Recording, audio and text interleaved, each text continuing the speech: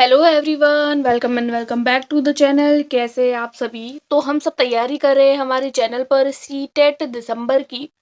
CTET दिसंबर की हम लोग तैयारी कर रहे हैं, जिसमें मैं आप लोगों के साथ में सीटेट की तैयारी करवा रही हूँ सीडीपी सब्जेक्ट की।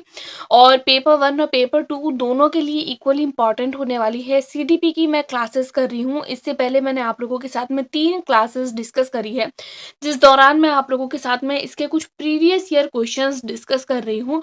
और इससे पहले मैंने आप लोगों के साथ में जो है वो 3 वीडियो ऑलरेडी डिस्कस कर चुकी हूँ। और अगर आप लोगों को ये पीडीएफ चाहिए तो आप मेरे टेलीग्राम चैनल से मुझसे कनेक्ट कर सकते हैं, उसको जाकर ज्वाइन कर सकते हैं। चलिए बिना किसी देरी के वीडियो को स्टार्ट करते हैं। और आप लोगों की क्या रिव्यू है इस क्वेश्चंस को लेकर, वो आप मुझे कमेंट करके ज़रूर बताएं, ताकि हम आपस में कनेक्ट कर सकें कमेंट्स के थ्रू। और ये जो पेपर है वो हमारे 29 जनवरी का पेपर है, 29 जनवरी 2012। 2011 का पेपर मैंने ऑलरेडी पेपर 1 का डिस्कस कर चुकी हूँ। 2012 का 29 जनवरी 2012 में जो पेपर हुआ था, पेपर 1 सीटेट का पेपर 1 है ये। और धीमे-धीमे करके जो है वो हम 2024 तक के सारे प्रीवियस क्वेश्चंस जो है वो डिस्कस करेंगे। एक वीडियो में मैं आप लोगों के साथ में 15 क्वेश्चंस डिस्कस करने वाली हूँ। वीडियो को स्टार्ट करते हैं। फर्स्ट क्वेश्चन हमारे पास में है। एक शिक्षक है, प्रश्न पत्र बनाने के बाद में यह जांच करता है कि क्या प्रश्न परीक्षण के विभिन्न उद्देश्यों की परीक्षा ले रहा है। वह मुख्य रूप से क्या चेक करता है?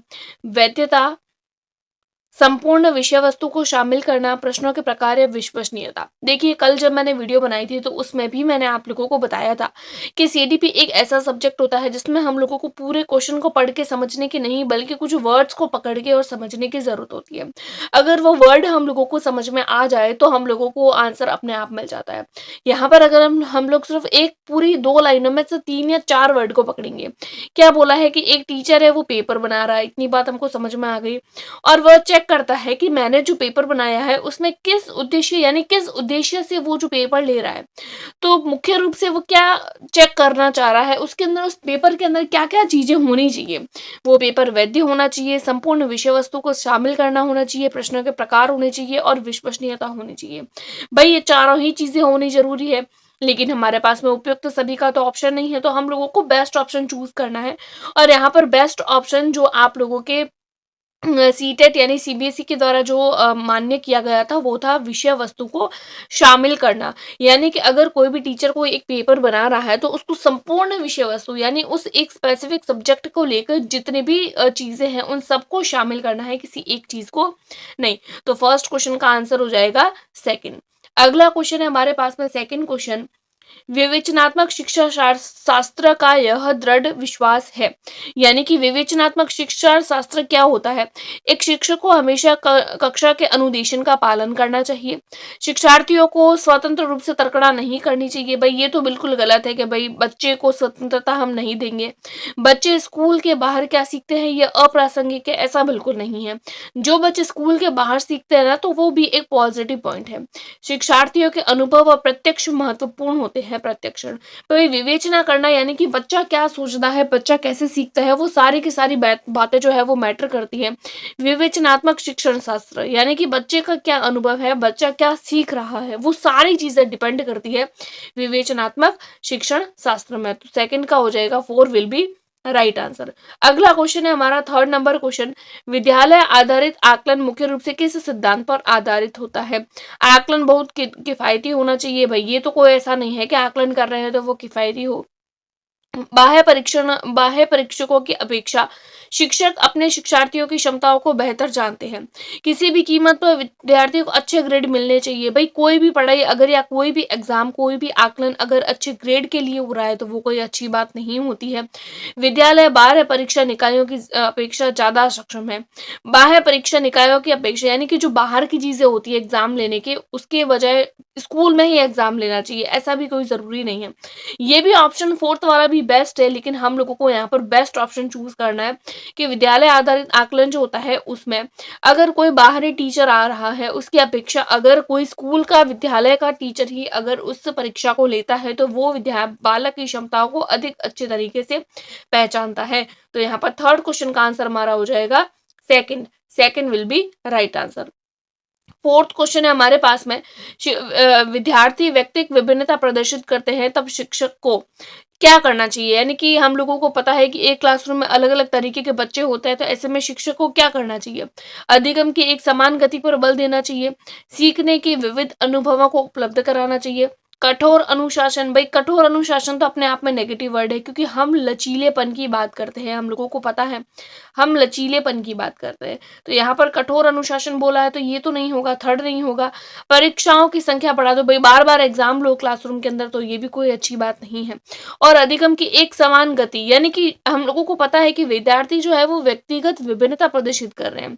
तो क्या एक ही तरीके से हम एग्ज़ाम लेंगे तो हर तरीके का बच्चा उस एग्ज़ाम को दे पाएगा क्या? नहीं, हम लोगों को बच्चे की कैपेबिलिटी के बेसिस पर एग्ज़ाम लेना है। तो एक समान गति से ब एग्ज़ाम नहीं ले सकते, बल्कि सीखने के अलग-अलग अनुभव जो होते हैं वो उसको उपलब्ध कराएँगे, देन हम उसकी परीक्षा लेंगे। तो 4 का हो जाएगा, second will be right answer. 5th number question हम लोग देखते हैं, वेरी इजी, वाइगोत्स्की से रिलेटेड। वाइगोत्स्की बच्चों के सीखने में निम्नलिखित में से किस कारक की महत्वपूर्ण भूमिका पर बल देते हैं? वाइगोत्स्की बच्चे के सीखने में निम्नलिखित में से किस कारक की भूमिका पर बल देते हैं? सामाजिक, आनुवंशिक, नैतिक या शारीरिक? तो वाइगोत्स्की की बात हो रही है, तो वाइगोत्स्की जो है वो हमेशा सामाजिक जो संस्थाएं होती है और संस्कृति जो होती है उस पर सीखने पर अधिक बल देते हैं। तो वाइगोत्स्की जो होती है वो बच्चे की सामाजिकता पर बल देते हैं। वाइगोत्स्की ने बोला है कि बच्चा जो है वो समाज में रहकर सीखता है। तो 5th का हो जाएगा, A will be right answer. 6th number question हमारे पास में पूछा है, एक शिक्षिका अपने शिक्षार्थियों की विभिन्न अधिगम शैलियों को संतुष्ट करने के लिए वैविध्यपूर्ण कार्यों का उपयोग करती है। यानी कि टीचर जो है वो अलग-अलग तरीके की चीज़ों का उपयोग करती है पढ़ाने के लिए। तो इसका मतलब क्या है कि पियाजे के संज्ञानात्मक सिद्धांत पर आधारित है वो, कोहलबर्ग के नैतिक विकास के सिद्धांत पर आधारित है, गार्डनर के बहुबुद्धि सिद्धांत पर आधारित है, या वाइगोत्स्की की सामाजिक संस्कृति पर यहाँ पर न तो संज्ञानात्मक विकास की बात की गई है, न नैतिक विकास की बात करी गई है, न समाज और संस्कृति की बात करी गई है। यहाँ पर बोला है विविधतापूर्ण कार्य, और विविधतापूर्ण कार्य कौन बोलता है? गार्डनर बोलते हैं। उन्होंने बताया था कि बहुबुद्धि जो होती है उसके अंदर बच्चा वैविध्यपूर्ण कार्य करने की कोशिश करता है। तो 6th का हो जाएगा, C will be right answer. Next question हम लोग देखेंगे, 7th नंबर क्वेश्चन। एक शिक्षिका अपने आप से कभी भी प्रश्नों के उत्तर नहीं देती, यानी कि एक टीचर है वो क्लासरूम में बच्चों के जो क्वेश्चंस होते हैं उनके जवाब कभी भी खुद नहीं देती है।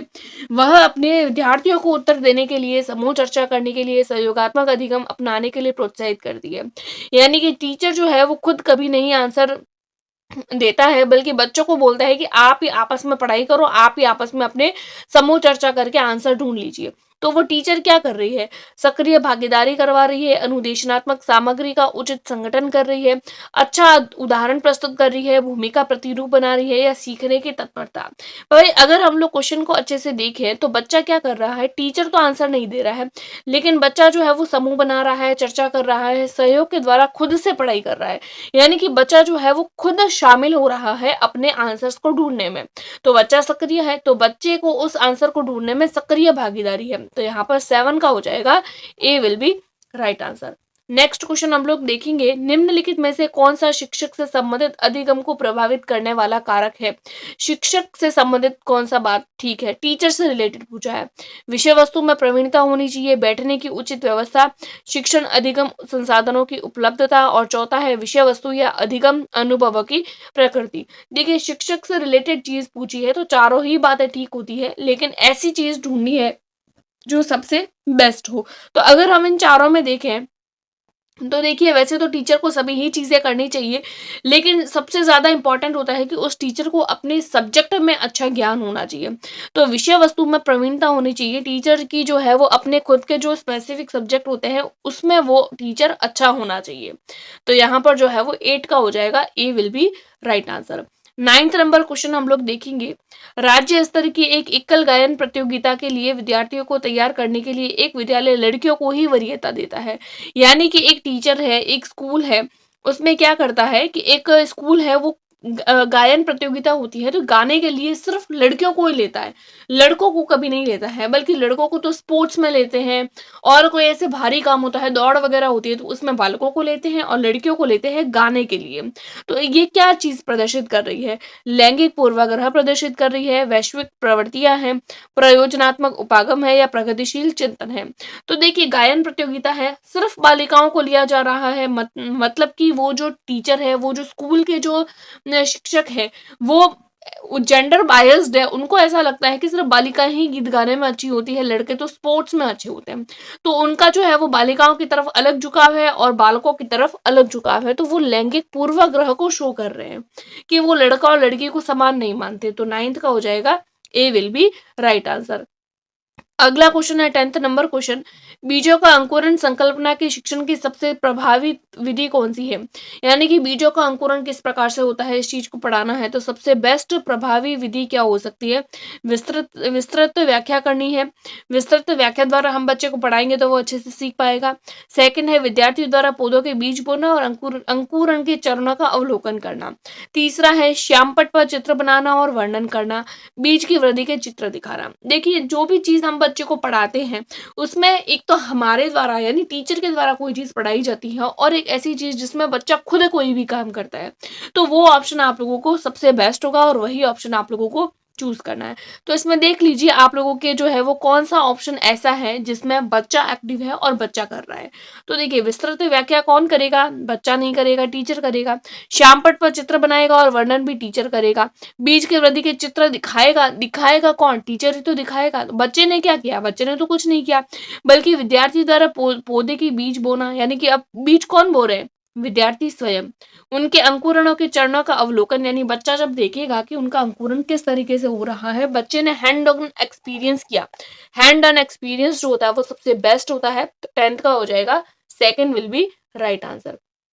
11 नंबर क्वेश्चन है, जब बच्चा फेल होता है तो इसका क्या मतलब है? कि बच्चा पढ़ाई के योग्य ही नहीं है, बच्चे ने उत्तरों को सही तरीके से नहीं किया है, बच्चे को प्राइवेट ट्यूशन लेनी चाहिए या पूरी व्यवस्था फेल हो गई है।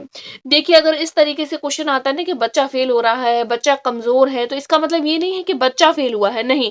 इसका मतलब ये है कि जो पूरी शिक्षण संस्था है, जो पूरी शिक्षण पद्धति है, पूरी की पूरी व्यवस्था फेल हुई है कि हम उस बच्चे को इतना भी नहीं पढ़ा सकते कि वो बच्चा पास हो सके। तो 11 नंबर क्वेश्चन का आंसर हो जाएगा 4।